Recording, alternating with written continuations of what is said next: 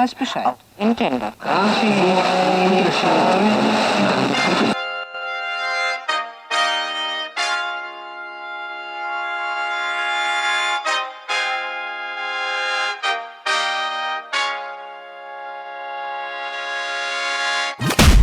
Welcome to all Caribbean entrepreneurs. If you've been ready and waiting to take your business digital and get paid online while you sip something strong on the beach, this podcast is for you. We'll hear from the Caribbean's finest entrepreneurs on topics like e-commerce, business development, brand building, social media, their wins and failures. This is the only place in the region helping you navigate the digital age from the Caribbean's perspective. This is Digipreneur FM. And now, let's give it up for the Digiboss himself, Mr. Karan Rose. Thank you to everybody tuning in yet again to the Digipreneur FM podcast. And as usual, I am your host, Mr. Karan Rose. How are all of y'all doing today? How are you guys and gals feeling all across the world? Man, it's so surreal to say that because when you set out to do these things, when you're building your podcast, you're building your blog, or you're just priming yourself to go out and share your gift or your passion to the world, it starts with you. And I don't think anybody, unless you are one of those people that, that's your aim from the jump. But I don't think people just say to themselves, let me start this channel. I'm talking about quilting. And let me see if I could reach the farthest corners of the world and teach people how to quilt. So when I'm uploading the episodes and I check out the stats just to see how the content is doing, check out the feedback, one of the most important places I like to look at is what countries are downloading the podcast.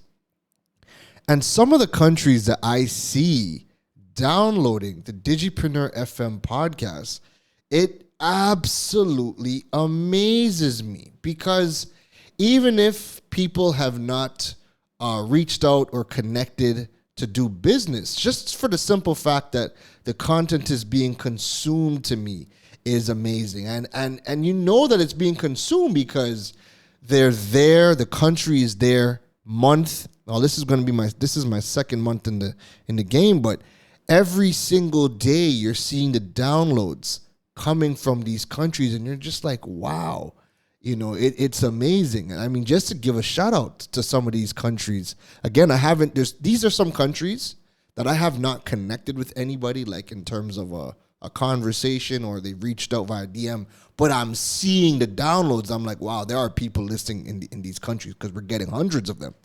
But countries like Panama is always up there. Argentina, Australia is up there. Aruba is up there. What other countries? I'm looking at ones that are kind of like, just amazing to me. Downloads in France. Downloads in Ireland. I think the biggest shock to me, the two biggest countries where I'm getting downloads from that are just a shock to me, is Pakistan and Cyprus. Like, wow, it's just insane. So, I mean, listen, to everybody tuning into the podcast every single week that's supporting the platform, downloading the podcast, streaming the episodes, thank you. I just want to, put that out there, give you guys a big thank you. It just floors me. It blows my mind to see that, where we have grown to in such a short frame of time. And if we have gotten to Pakistan and Cyprus in 2 months, I can't wait to see, what 6 months, a year looks like, where the community of digipreneurs grows to. So, on to today's episode. Today's episode is 6 reasons why a solopreneur does not need a team. This is a topic that I've had discussions with some of my good friends about. Most notably, if you want a good podcast to listen to, check out Caribbean Power Lunch by Kevin Valley. This is a conversation I've had with him. Matter of fact, he's the last person I talked to where he's like, hey, do something on this. And then there's another guy by the name of Lyndon Braffett who has a podcast of his own called Unscripted Thoughts. Shout outs to him. This is a conversation that me and him typically have because, again, both of these two individuals are building companies and have teams. And whenever we talk, I'm a solopreneur. I do everything for myself, right? And so whenever we talk, it's always a really good dialogue because we're good. So we're all going to look out for each other, right? And however, if we see a gap or if we see something that, somebody could do, obviously we're going to have that discourse. We're going to have that dialogue, throw it out there, whether you take it, whether you don't take it, it's all love, right? But it's always going to be another perspective. And it's good to have people who are in your circle that you could strategize with, or again, they're looking out for you and they see some things and they throw it out to you. And then again, you can do with it what you want. So in this dynamic, one of the things that both of them have always kind of approached me with is, when you're ready to scale, you need to build that team. And every single time it is said to me that, hey, when are you going to build your team? I'm like, I have no plans to. I have zero plans to build a team. And the reason why is what we're going to be talking about in the podcast, right? So when I have the conversations with my guys, it's really to showcase, hey, there's a different side. There are multiple ways to build businesses. This is not, years ago where, business needed to look a certain way. Now we have plenty. Matter of fact, we probably have more lifestyle entrepreneurs now than probably businesses in the world, just because of all of the mechanisms, the platforms, the tools that are available for us today to create a lifestyle business where you don't need to build a team to create your business. So let's get on with the episode. 6 reasons why a solopreneur does not need a team. And these reasons are in no particular order, but I think the first reason I'm about to say is the most important reason for me. And then everything else, the rest are in no particular order. So, number 1, it's a lifestyle choice. It's a lifestyle choice. Not everyone wants the headache of managing a team or building relationships, internal relationships. There is a freedom with not having to worry about anybody else. And I'm sure that many of you who started off as a solo act and have now started to grow your business, everybody I know and have spoken with has said pretty much the same thing. It got real the minute they made their first hire, because then a switch just flipped in their mind that, hey, this is no longer about me. Now I need to make this thing work because there's somebody else's life who is now dependent on me succeeding. I did an interview 2 episodes ago with Kalila Reynolds, and she talked about that. When she made the first hire, and again, the switch happened to her, and she's like, and it really hit her when that person was asking her for a job letter because they were about to go take out a car loan.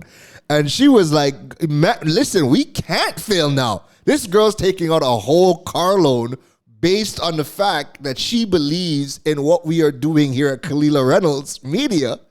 So I have to succeed, because if I don't succeed, how is she going to pay her car loan, right?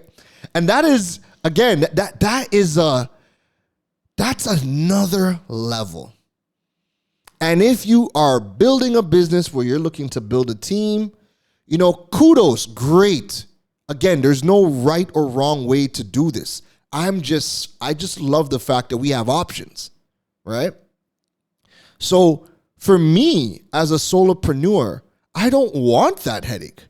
I don't want anybody to rely on me, at least not right now. At 34, I'm at a place where I'm very thankful to be in a position where I could have a business where it's me and my efforts and my content and my platforms are generating an income for me and allowing me to live the lifestyle that I want to live, right?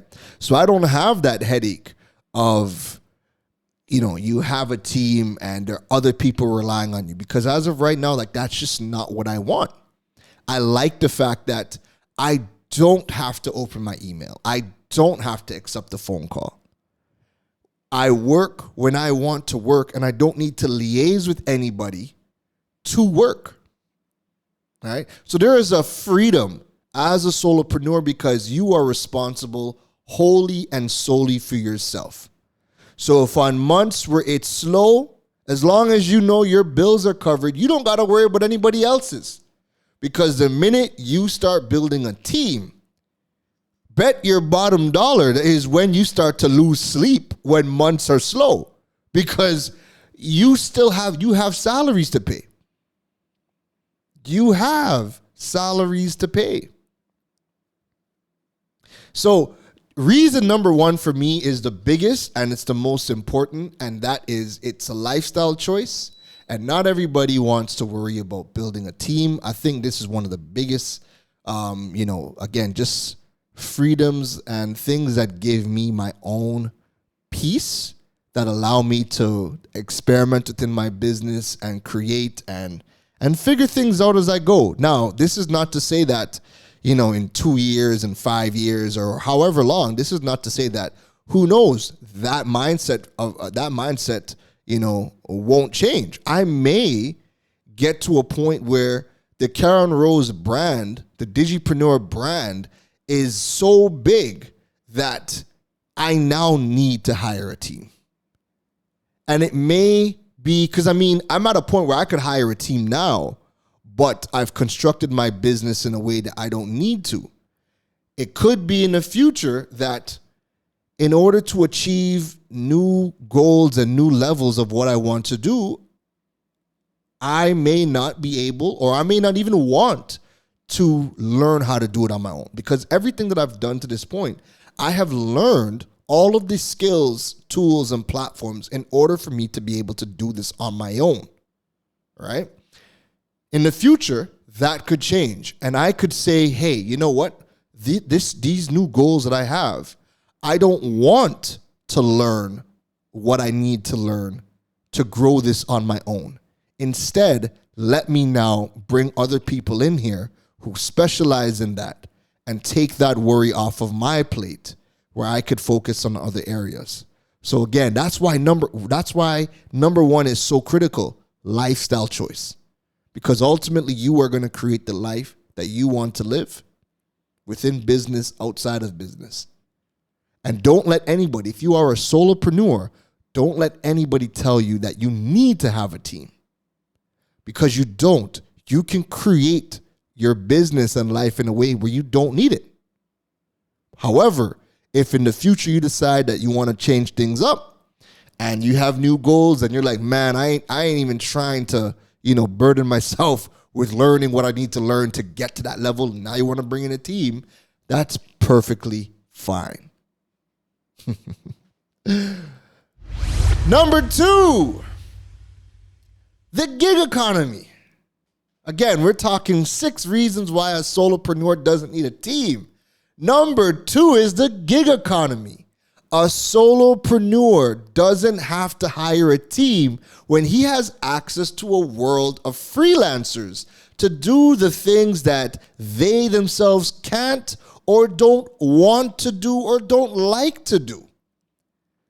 So the gig economy is real. It is thriving. It is, what is probably making the world tick in 2021. The gig economy is just allowing people, as a freelancer, you have the time and location freedom as a freelancer. So the gig economy is very appealing to folks, right? And if you yourself are if you're a solo entrepreneur, then you can leverage other freelancers. You don't like to do accounting? Jump on Fiverr, jump on Upwork. You can get a freelancer for anything that you want to do. So I'm not good at everything. Surprise. And the areas that I'm not good at, I leverage freelancers. So I can't shoot video. I can't edit video. I hire a freelancer to do all my video, do all my editing. I can't do graphics. I'm on Fiverr, and I leverage graphic designers on Fiverr, right? Anything I cannot do, I jump on a freelancer platform, and I initiate the services. I engage the services of a freelancer to do that particular task. So this is a major reason why a solopreneur doesn't need to go and hire a team, because he has access to freelancers. And the gig economy isn't going anywhere. And because more people are, searching for time and location freedom and becoming freelancers themselves, freelancer platforms are only going to continue to grow. And if you are here in the Caribbean, we have a couple of freelancer platforms that you guys could check out as well. You can check out Workly. Workly is Wourkly. I'll put that in the show notes. You could check out Workii, Workii. Again, show notes. There's also Checkwi, Checkwi. So those are three freelancer platforms here in the Caribbean that you guys can check out if you guys want to engage Caribbean freelancers, right? But then you guys already know about the big ones. Freelancer.com, Upwork, Fiverr, you name it. There's tons of freelancer platforms that are going to give you access to people with skill sets that you can engage to do tasks within your business. And again, that's a huge reason as to why you don't need to build a team as a solo entrepreneur. Number 3, digital tools. We have access to tons of tools that replace humans for a variety of different tasks. And this will allow you to do a lot of the work on your own. So think about tools like, let me give you a good example. Canva. The reason why Canva got their I think they got $1 billion valuation. Let me do a little quick Google search. 15 billion. As of April 2021, they got an updated valuation of $15 billion US. That is what Canva is valued at. And it's because Canva has effectively replaced the need for a wide variety of skill sets. So with Canva, you can create your own graphics, you can design your own logos, you can design audio clips, you can now edit, you can now shoot video directly into Canva and edit within Canva. Canva does so many different things. You can create your resumes, you can now upload PDF documents and manipulate that. There are so many things that Canva has done that if there was no Canva, you as a solopreneur would have had to engage all of these different services. You would have had to engage people to get all of these different services done. Canva is my best friend. If I could not use Canva, I could not create graphics, which means I would have to engage a graphic designer, which it would have cost a heck of a lot more money. So either A, I probably wouldn't have been able to afford a graphic designer because they usually don't come cheap. Unless you're leveraging the gig economy and jumping on a Fiverr and you're rolling the dice with like the cheapest of cheapest designers, right? If I had to, if I didn't have Canva and I couldn't design, the audio clips and the video clips. Again, you name it. You guys know all the different things that Canva does. If you did not have something as simple as Canva, then you would have to engage a human to do that work. And then that's where the cost factor, the time factor comes in. Because another thing that I like is I could wake up and, eat breakfast, take a shower and have inspiration to, do a post. And I have it laid out in my mind as to the content. But then sometimes I might not know what I want the content to look like. And when I go through Canva and I play around with templates and I move things here, change 2 colors, add some elements, I design the thing that I want. But I'm a part of that creating process so I can kind of see it. One, I don't always know what I want to say to a graphic designer in terms of how they create the content. But then 2, because we have Canva, I could just have the idea and then jump on Canva, create it, and then launch it to the world. And the content is quick to market. When you have to engage a graphic designer, not all graphic designers are speedy. There are days between what they spit back out to you. So if you have a timely piece of content that needs to come out, and then you have to ship that off to a graphic designer to design, and then go back and forth on what the design should look like, how it should feel, blah blah blah, yada yada yada. That's time that you have now lost by bringing that content to market, and you may have lost the essence of timely content. Being able to create timely content at the drop of the dime is a pillar for success in the digital space. Things happen at such a drop of a dime, and you might have gotten wind about it, and you need to be depending on your space, it might be time sensitive. So you might need to create something to put it out immediately to be able to show that your business, your brand is on the pulse. And if your content is first to market, and you're the one that's getting all the shares, all the likes, all the comments, and da-da-da-da, again, that is big for your business. But if you see something and it's time sensitive, and then you got to send that to a graphic designer, and they come back 2 or 3 days later, sometimes a week later, and you've lost the element of being first to market with that time sensitive piece of content, then the content could almost be rendered useless. And then if you do put it out, it could just be that no one cares at that point. And you would have wasted time, you would have wasted money, and the opportunity loss might be massive. And again, and that's what, Canva does for you. Canva allows you to create your content and get it out get it out to the market as soon as possible.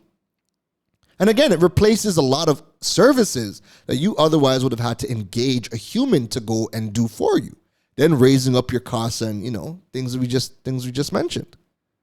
So these digital tools that we have available to us, these SaaS programs, these software as a service programs, these things that we have access to now that we did not have access to, 5 years ago, right? Let me just do another quick search. When did Canva start? Let's just see when they came out. So Canva actually started in 2012, right? Well, interesting enough, I didn't even know that. Probably started using Canva in 2016. Yeah, 2016. But I mean, Canva wasn't what it was, years ago, like what it is today. But again, anyway, if it wasn't for things like Canva, we wouldn't be able to do a lot of the things that we are doing. And that's for sure. That's for sure.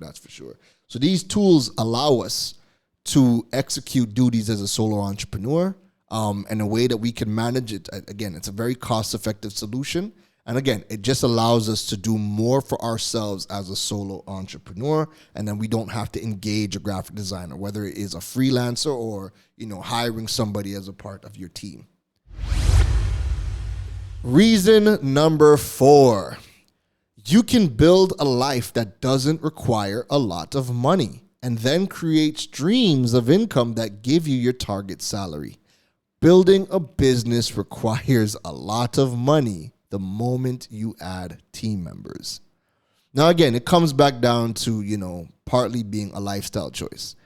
You can create a life where your expenses are whatever you decide to allow yourself to indulge in. You make the choices of, where you live, where you go grocery shopping, whatever. You guys know that you have full control over what expenses you guys take on. So you can create a life where, your expenses are minimal, and then turn around and say, you know what? If my expenses are, and I'm going to use, I'm going to use U.S. currency. But let's just say, right, if we say our expenses are 500 US a month, right? And to my audience in the US and some other countries are like 500 US, you're homeless. But here in Trinidad and Tobago, 500 US is like 3,500 TT dollars, right?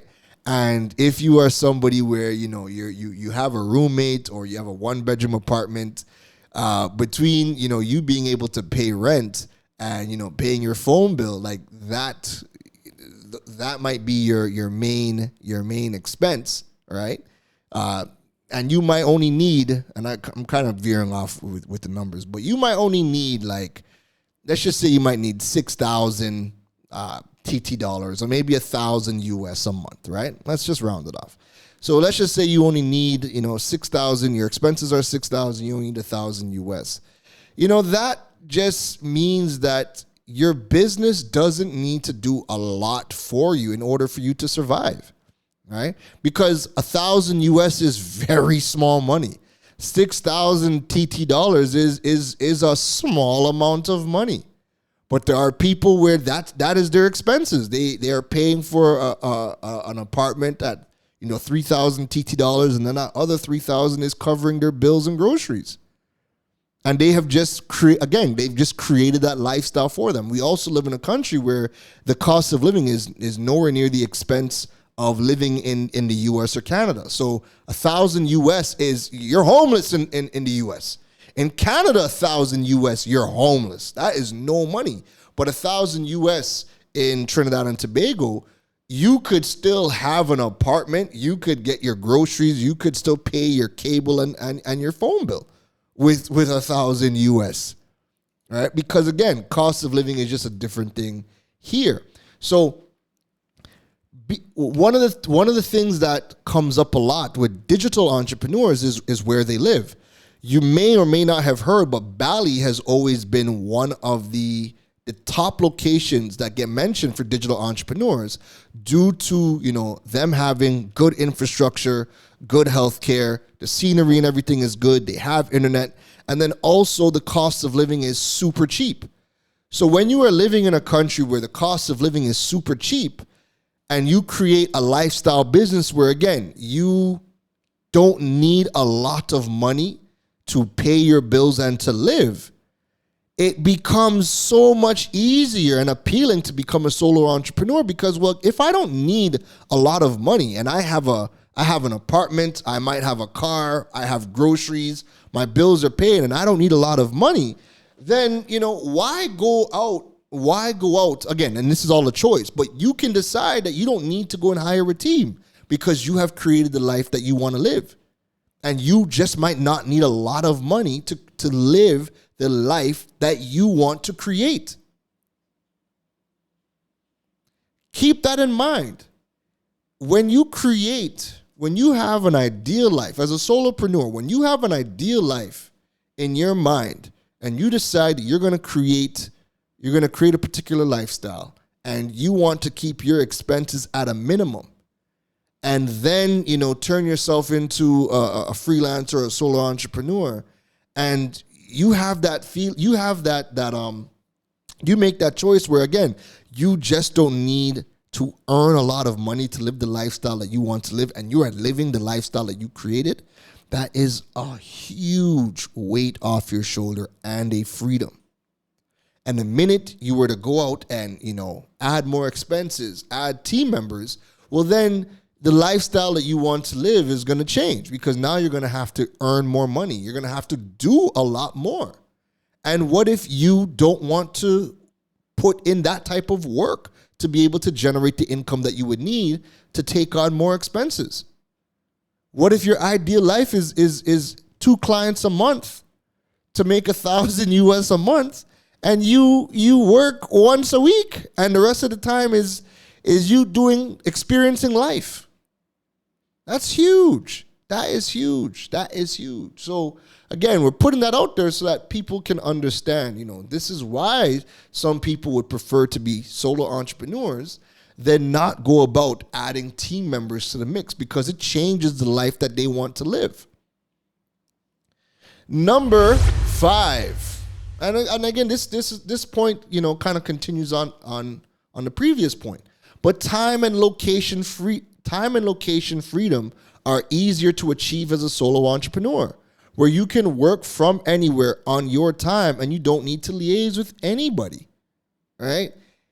Going back to creating the lifestyle that you want to live, managing your expenses, keeping it low, you have your ideal target for a salary as to how much you want to create to live that life. And once you can keep your expenses low, you can create that life where, all you need is your laptop and internet connection, and you now have time and location freedom. You could work from anywhere in the world. All you need is your laptop, and you can work on any time that you want.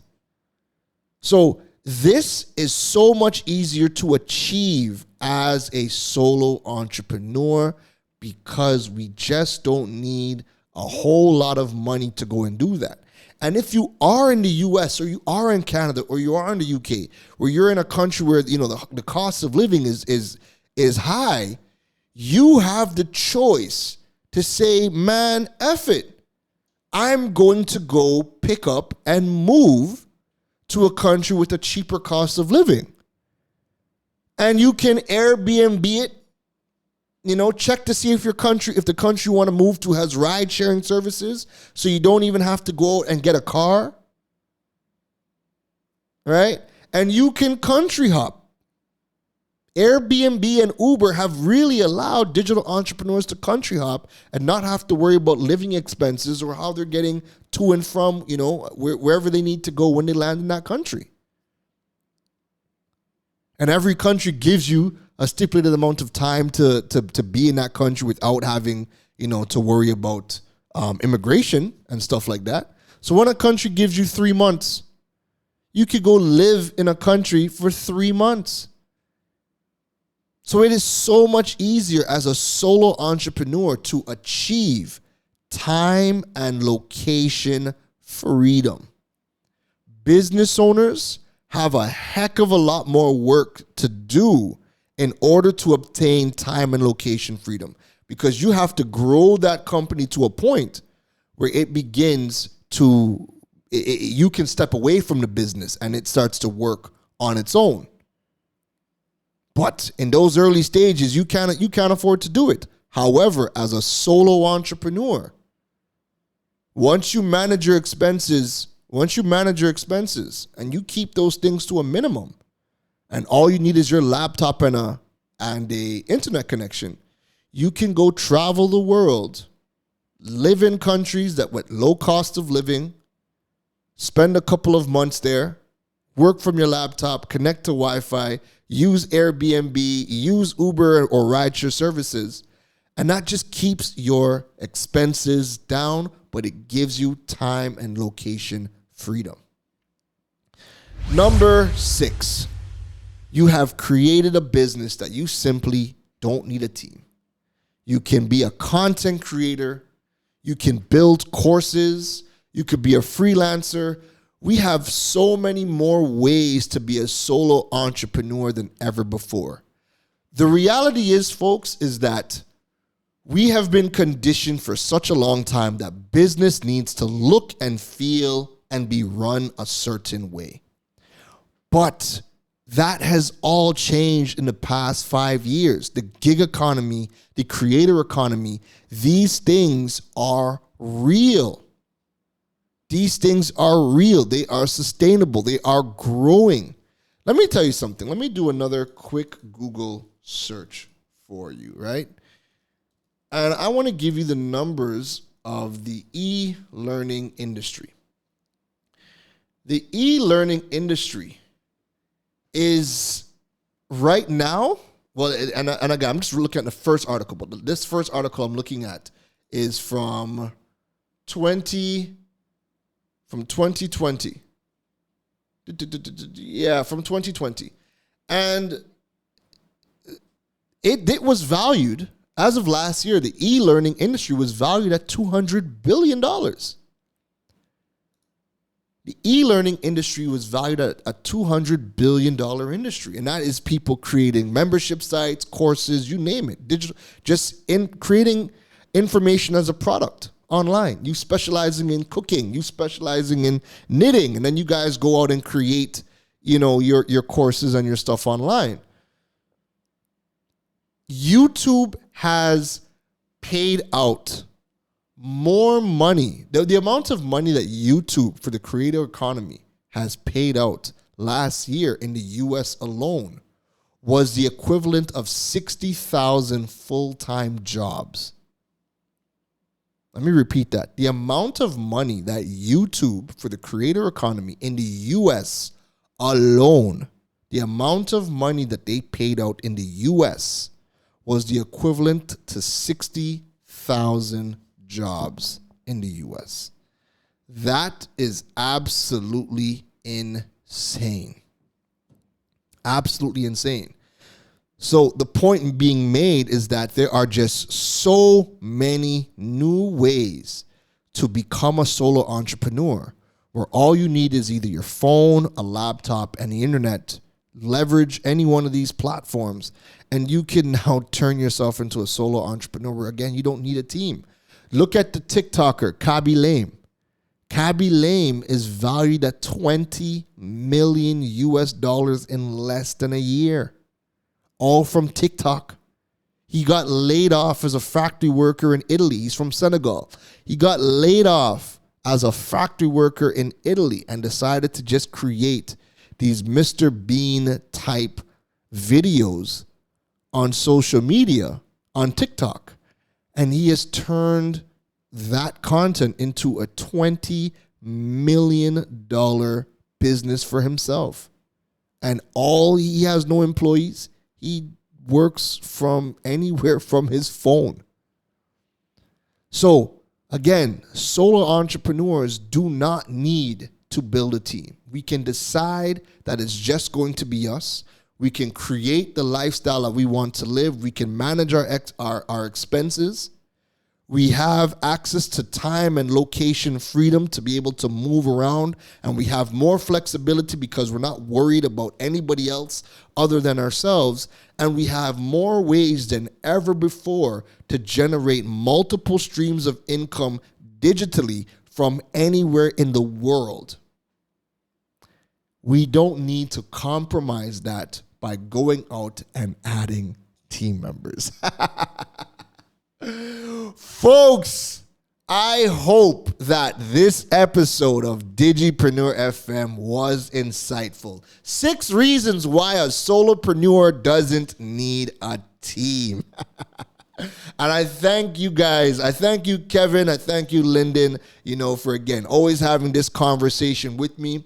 And, I love your guys' perspectives, and then I give you my perspectives. And it's always great that, when I give my perspectives, they both look at me and they're like, you know what? That's true. I, just didn't really think about it. Because, again, when you have been conditioned for so long, this is no slight to them, but we have been conditioned for so long in the systems that are in place across the world that business needs to look and feel a certain way. But it's no longer the case. We don't, as a solopreneur, you do not have to scale with people. You can scale with automation. You can scale with tools. You can scale with an audience. You can leverage e-commerce and grow a business. You can leverage the creator community and, become the next Cabby Lame. And there are thousands of Cabby Lames around. Cabby Lame is not even special anymore. He's just one of the biggest on TikTok. But we have had multi-millionaires because of YouTube. And even when those people are making millions off of YouTube, they've generated other streams of income outside of that. And let's take away the people who have made millions. The fact that, YouTube, like I said, has paid out the equivalent in just last year alone, more than 60,000 full-time jobs in the US. The fact that YouTube alone has done that, that's not even considering the fact that because of all those people building their channels, they have generated other revenue streams outside of being paid on YouTube. Right? So for me, as a solo entrepreneur, I create content. The podcast does not have to pay me directly, but guess what? Because of my blogs, because of the videos, because of, the podcast, I get clients, whether that is, entrepreneurs who are starting up, or whether that's corporate clients that want to work with me, whether they want to bring me in to speak or to host workshops, you name it. But even if the podcasts or the YouTube videos, even if they don't pay me directly, it's generating opportunities for me outside of the platforms that I can now make a living for myself. And I am now at a place in my life where I'm 100% digital and I can work from any and everywhere. The majority of my clients now are not in the same country that I am in. And I do everything from the computer. I do everything from video. All of the money gets, paid either through digital invoices that I send out and people can pay you with a credit card, or they wire transfer the money to you, or they PayPal the money over to you. But everything is digital. Everything is digital. So again, folks, thank you for tuning in to this episode of Digipreneur FM. Don't forget to please, if you want to help support the channel and help the growth of the channel, please drop a review. Let me know how you guys are enjoying the content. Drop it on any one of the platforms that you guys listen to podcasts on. Don't forget to rate the podcast. And if you can, if this is a message if you know somebody that needed this message, that needed to hear this message, please share the podcast episode with them as well, because there is somebody out there in the Caribbean or diaspora that needed to hear this message today. That's it from me, folks. I want you to keep good, keep safe, take care. You've been listening to the Digiboss, Karan Rose.